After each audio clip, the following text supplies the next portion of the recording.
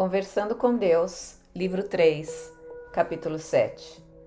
Eu sinto admiração e respeito ao ler estas palavras. Obrigado por estar aqui comigo, com todos nós, porque milhões leram suas palavras nestes diálogos e milhões ainda as lerão. E é um presente maravilhoso o Senhor entrar em nossos corações. Meus seres mais queridos, eu sempre estive em seus corações, mas estou feliz por agora realmente me sentirem lá. Eu sempre estive com vocês, nunca os abandonei. Eu sou vocês e vocês são eu. E nós nunca seremos separados, porque isso não é possível. Mas em alguns dias eu me sinto terrivelmente só. Às vezes acho que estou travando essa batalha sozinho. Isso é porque você me deixou, meu filho. Deixou de ter consciência de mim.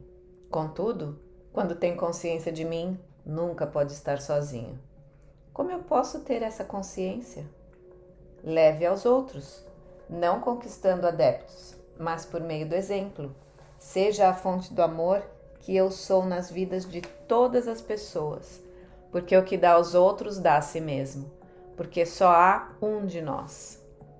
Obrigado. Sim, o Senhor já disse isso. Seja a fonte, dê tudo o que quiser experimentar, a fonte disso nas vidas das outras pessoas. Sim, esse é o grande segredo. O conhecimento sagrado. Faz aos outros o que gostarias que fizessem a ti mesmo. Todos os seus problemas e conflitos e todas as suas dificuldades em criar em seu planeta uma vida de paz e felicidade baseiam-se em sua capacidade de compreender essa simples instrução e segui-la. Eu entendi. Mais uma vez o Senhor falou tão simples e claramente que eu entendi. E tentarei não deixar escapar isso de novo. Você não pode deixar escapar aquilo que dá. Lembre-se disso. Obrigado. Agora posso lhe fazer mais algumas perguntas sobre a alma? Eu tenho mais um comentário geral a fazer sobre a vida que você está tendo. Por favor, faça. Você acabou de dizer que às vezes acha que está travando essa batalha sozinho. Que batalha? Isso foi uma figura de linguagem. Acho que não. Acho que foi um verdadeiro indicador de como você e muitas pessoas realmente se sentem em relação à vida. Você enfiou em sua cabeça que há uma batalha, algum tipo de luta acontecendo aqui. Bem, às vezes parece que há. Não tem de haver e tampouco de parecer que há. O Senhor me perdoe, mas acho difícil acreditar nisso. O que é exatamente o motivo pelo qual essa não tem sido a sua realidade? Porque você torna real o que acredita que é real. Mas eu lhe digo que a sua vida não foi criada para ser uma luta e não tem de ser, agora e nunca. Eu lhe dei as ferramentas com as quais criar a realidade maior. Você simplesmente escolheu não usá-las, ou, para ser mais exato, não soube usá-las. As ferramentas às quais me refiro são as 3 ferramentas da criação. Nós falamos muito nelas no nosso diálogo. Sabe quais são? O pensamento, a palavra e a ação. Ótimo, você se lembrou. Certa vez, inspirei Mildred Hinckley, um mestre espiritual meu, a dizer: vocês nasceram com o poder criativo do universo na ponta de suas línguas. Essa é uma afirmação de implicações surpreendentes, como é esta verdade de outro de meus mestres. Você terá aquilo em que acredita. As 2 afirmações têm a ver com o pensamento e a palavra. Outro de meus mestres disse isso em relação à ação. O início é Deus, o fim é a ação. A ação é Deus criando ou experimentando. Vou fazer outra pergunta. É possível amar mais de uma pessoa ao mesmo tempo? É claro que sim. Não quero dizer sentir o mesmo tipo de amor profundo e pessoal que em geral reservamos para uma só pessoa, ou pelo menos uma pessoa de cada vez. Por que você desejaria reservar o amor? Por que desejaria mantê-lo de reserva? Porque não é certo amar mais de uma pessoa assim. É uma traição. Quem lhe disse isso? Todos me disseram isso. Meus pais, minha religião, a minha sociedade me disseram isso. Esses são alguns dos pecados do pai passados para filho. Sua própria experiência lhe ensina que amar alguém sem reservas é a coisa maior que pode fazer. Contudo, seus pais, mestres e pastores lhe dizem outra coisa, que só pode amar assim uma pessoa de cada vez. E não estamos falando apenas de sexo aqui. Se você, de algum modo, considera uma pessoa tão especial quanto outra, frequentemente acaba tendo a sensação de que traiu essa pessoa. É isso mesmo que acontece. Então, você não está expressando o verdadeiro amor, mas um tipo falso de amor. Até que ponto o verdadeiro amor poderá se expressar dentro da estrutura da experiência humana? Que limites estabeleceremos, alguns diriam deveríamos estabelecer, para essa expressão? Se todas as energias sociais e sexuais fossem liberadas sem restrições, qual seria o resultado? A total liberdade social e sexual é a negação de todas as responsabilidades ou a expressão máxima da liberdade. Toda tentativa de restringir as expressões naturais do amor é uma negação da experiência da liberdade e, portanto, uma negação da própria alma, porque a alma é a liberdade personificada. Deus é, por definição, liberdade, porque é ilimitado e irrestrito. A alma é Deus em miniatura. Por isso, rebela-se quando lhe são impostos limites, e é como se morresse novamente sempre que aceita limites externos. Nesse sentido, o próprio nascimento é uma morte, e a morte é um nascimento, porque no nascimento a alma se vê com as grandes limitações de um corpo, e na morte escapa novamente dessas limitações. Faz a mesma coisa durante o sono. A alma voa de volta para a liberdade e se alegra mais uma vez com a expressão e experiência de sua verdadeira natureza. Contudo, a verdadeira natureza pode ser expressada e experimentada enquanto ainda está no corpo? Essa é a pergunta que você faz e que o leva ao objetivo da própria vida.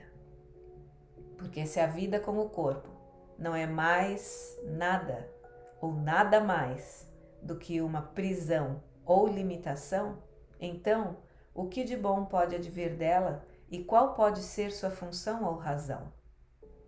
Sim, acho que é isso que eu estou perguntando.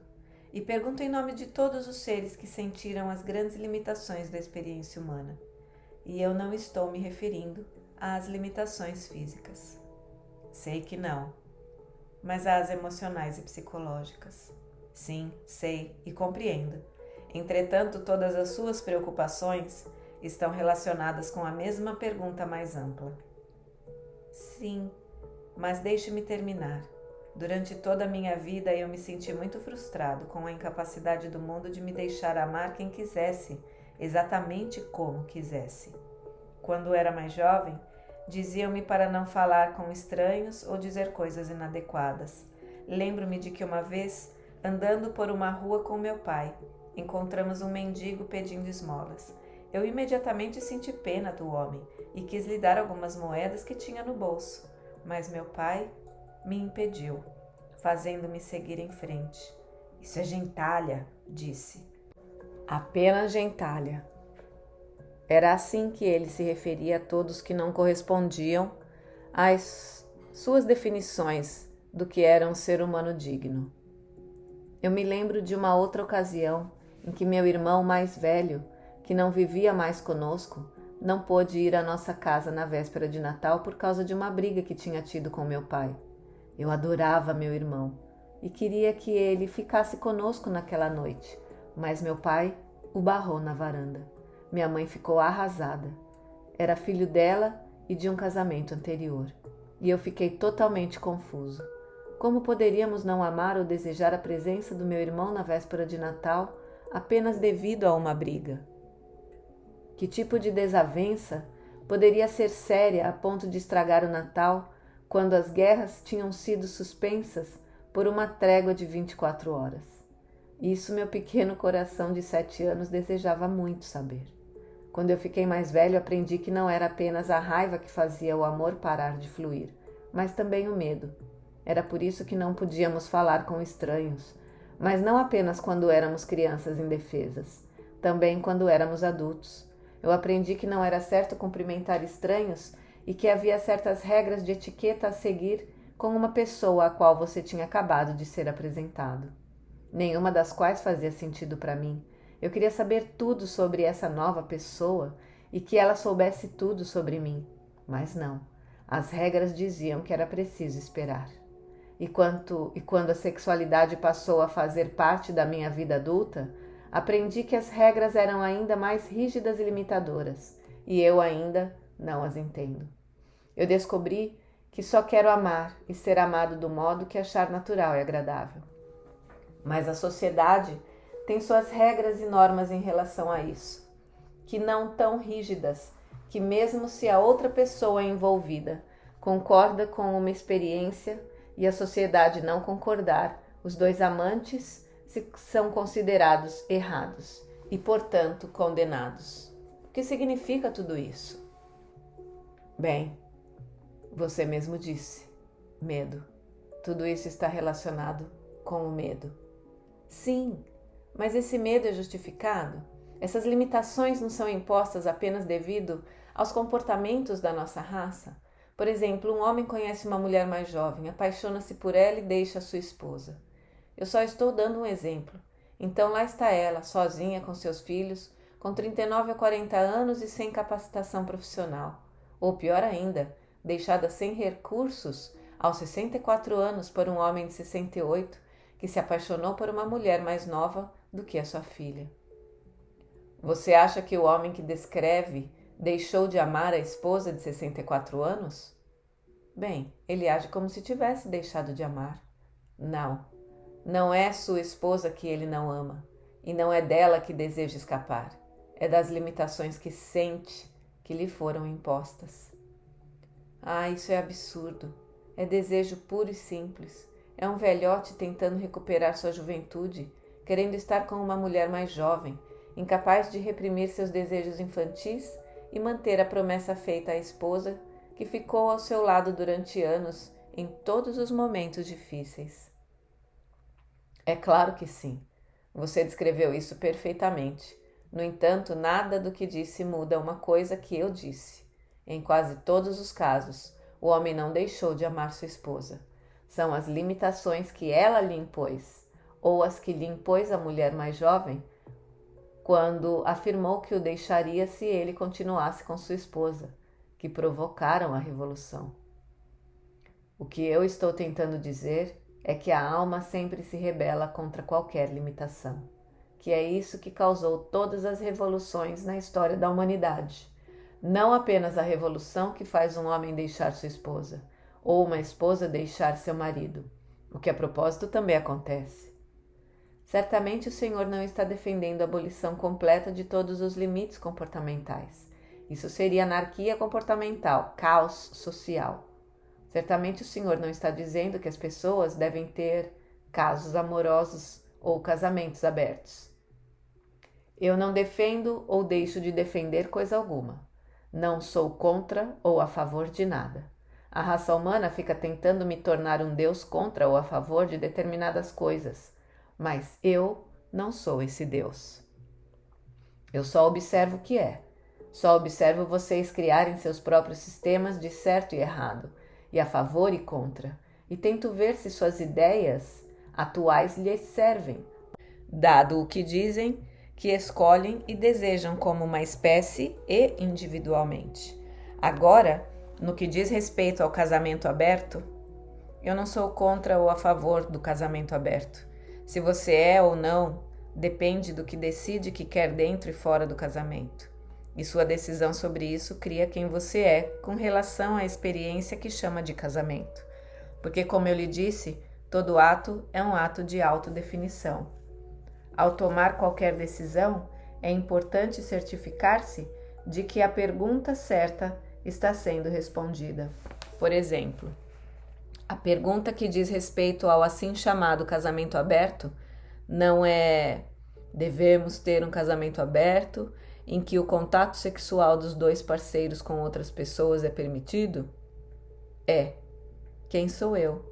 Quem somos nós em relação à experiência chamada de casamento? A resposta para essa pergunta é encontrada na resposta para a pergunta mais ampla sobre a vida: quem sou eu? Ponto final. Em relação a tudo, quem sou eu e quem escolho ser?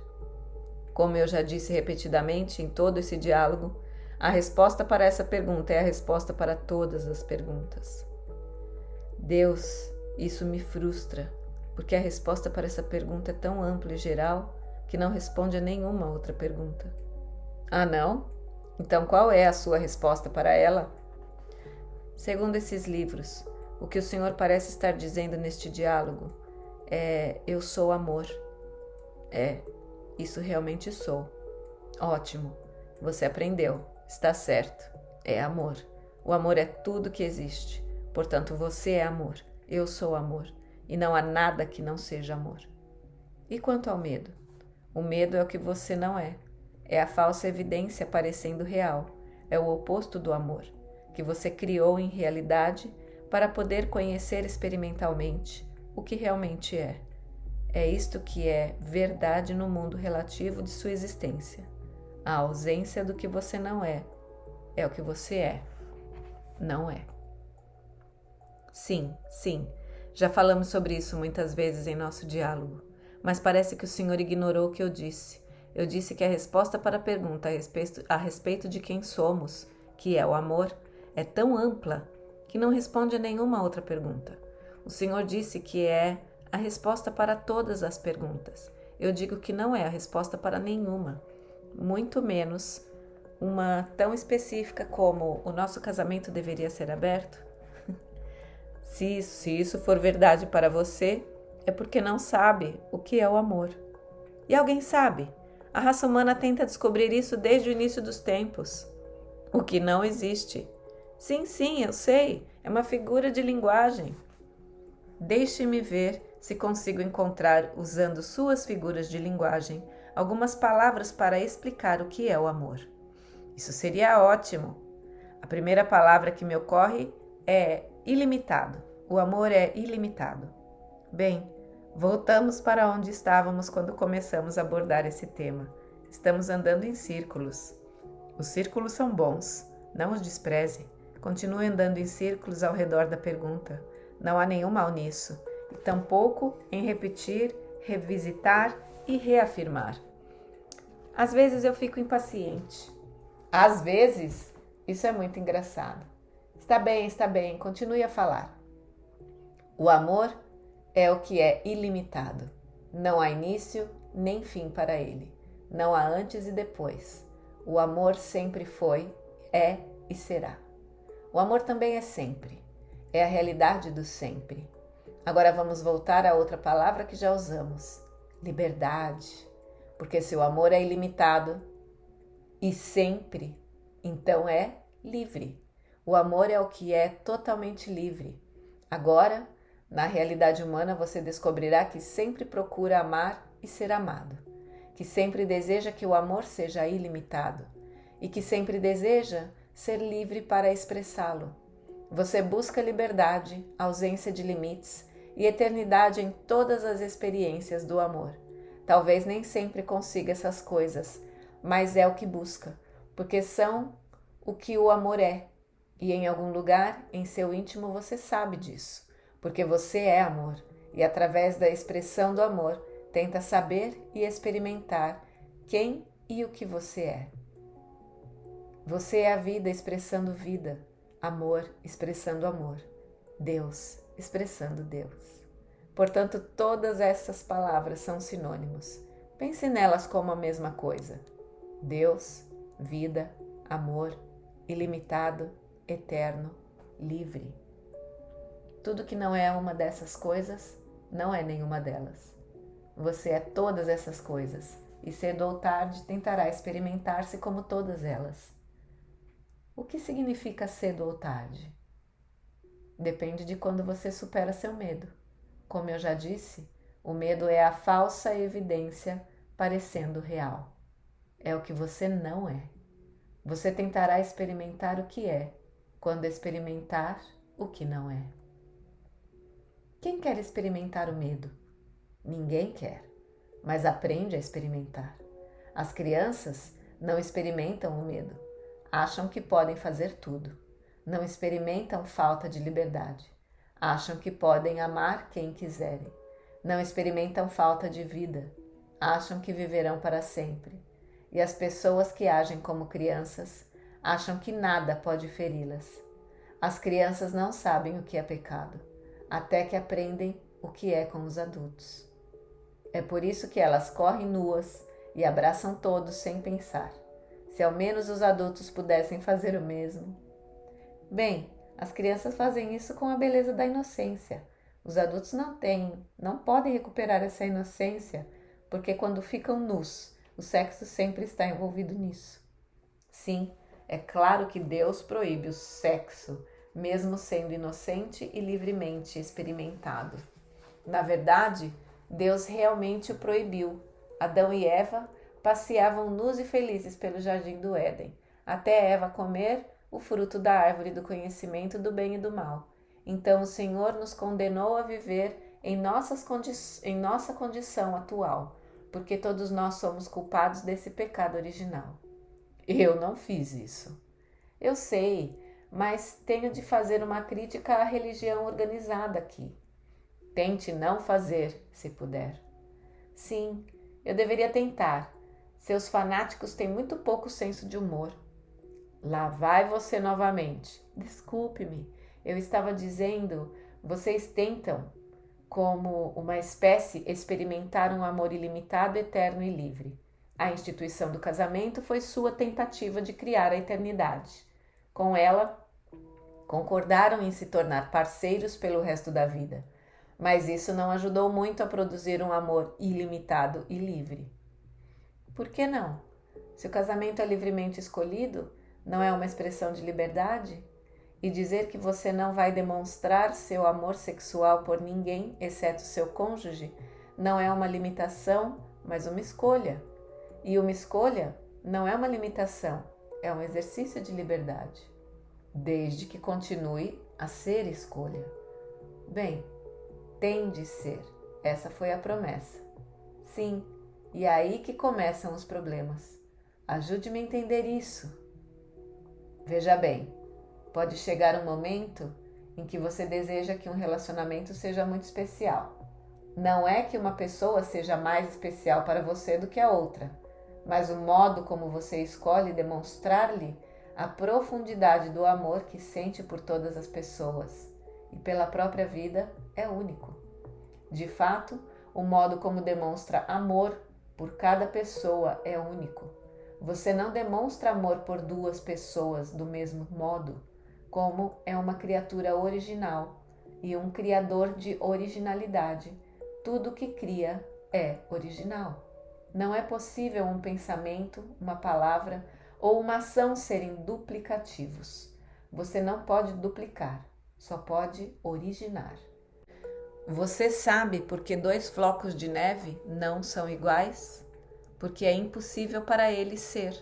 Criação não é duplicação, e o Criador só pode criar. É por isso que dois flocos de neve, duas pessoas, dois pensamentos, dois relacionamentos e dois qualquer coisa não são iguais. O universo e tudo que há nele existe em forma singular e na verdade não há nada igual a ele. Essa é novamente a dicotomia divina. Tudo é singular e tudo é único. Exatamente. Cada dedo em sua mão é diferente, contudo é a mesma mão. O ar em sua casa é o ar que está em toda parte. No entanto, o ar de seus cômodos parece totalmente diferente. Ocorre o mesmo com as pessoas. Todas elas são únicas, todavia ninguém é igual a ninguém. Por isso, você não poderia amar duas pessoas de modo igual, mesmo se tentasse, e nunca desejaria fazer isso, porque o amor é uma resposta única ao que é único. Portanto, Quando você demonstra seu amor por uma pessoa, está expressando de um modo que não poderia fazer por outra pessoa.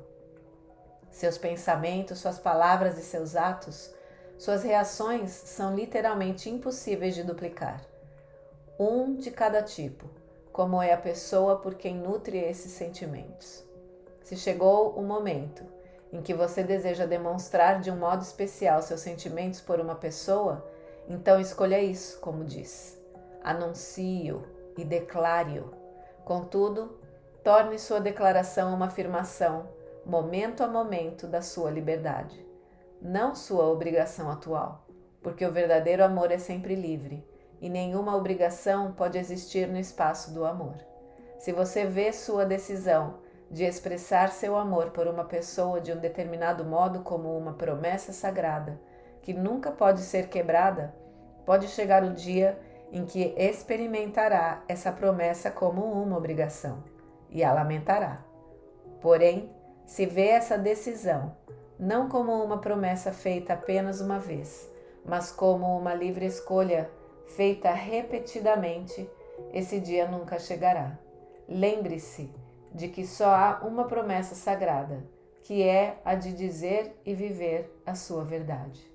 Todas as outras promessas são privações de liberdade e nunca podem ser sagradas, porque a liberdade é quem você é. Se você se privar dela, se privará do seu eu, e isso não é um sacramento, é uma blasfêmia.